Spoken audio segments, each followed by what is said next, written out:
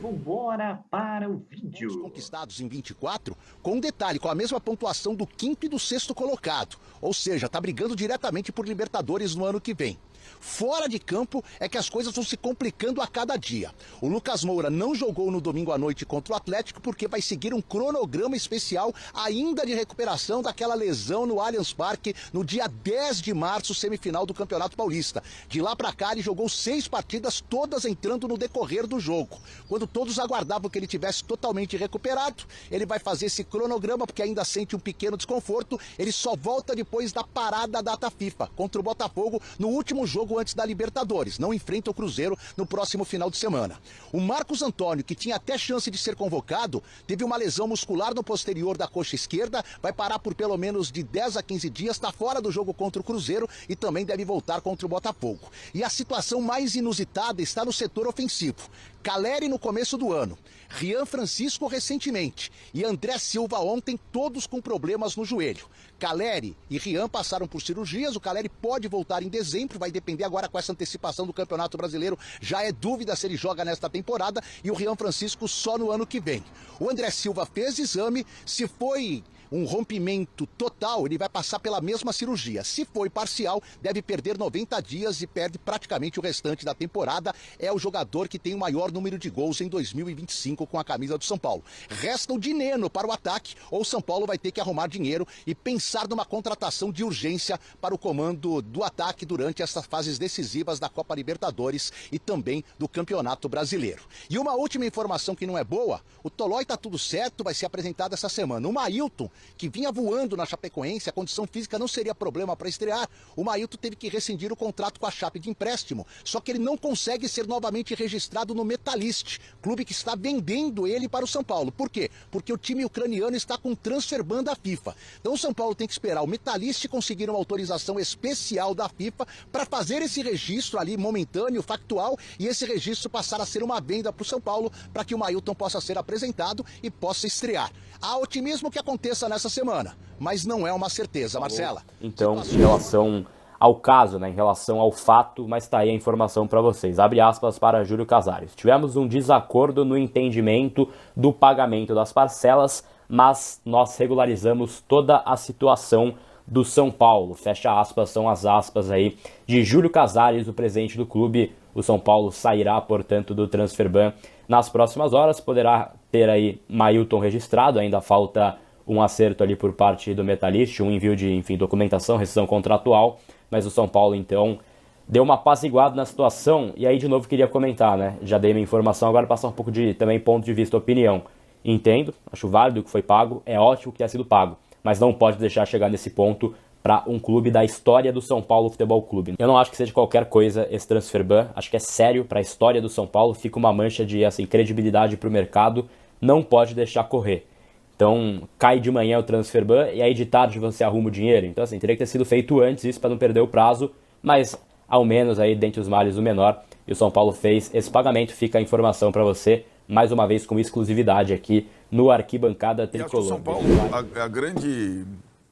a grande, sei lá, surpresa é que o São Paulo tem conseguido jogar bem, lesão após lesão, notícia ruim após notícia ruim, independentemente da escalação. Isso é um baita mérito do Crespo e dos jogadores. Aliás, é lamentável a presença de pouco público no Morumbi, porque Crespo e os jogadores mereciam mais gente, a despeito do jogo ser 8h30 da noite e tal. Esse gol aí parece um gol casual, é um gol que o São Paulo tem feito rotineiramente. O São Paulo, no Brasileiro, joga mais do que muito time mais caro com mais elenco. Mas joga bem mais em termos de desempenho. Joga bem. É gostoso ver jogar, né? E aí ganhou do Atlético com alguma sobra. Tá nessa posição ali, brigando com Mirassol e Botafogo pelo G6.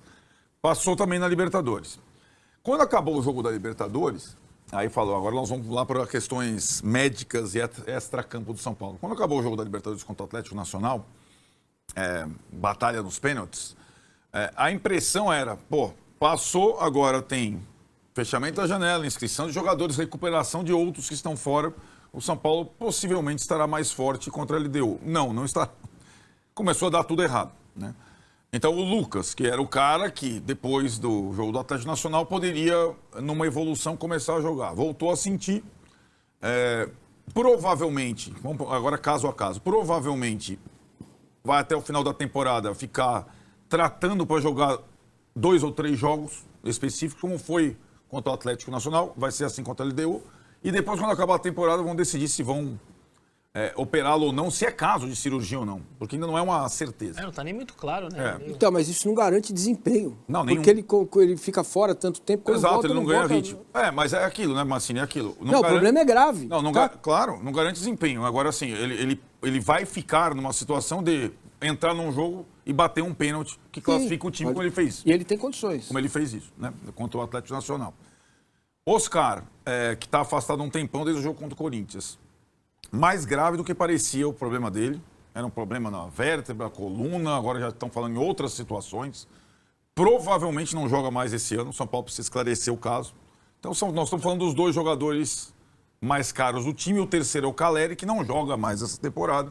Tem ligamento cruzado. Um quarto, Luiz Gustavo, não passou por novos exames da embolia, ainda tem um trombo, não foi liberado para jogar. Então, são 4 jogadores. Desses 4, talvez o Lucas tenha condição. Agora o São Paulo ganhou um quinto jogador fora da temporada, novo jogador, que é o André Silva.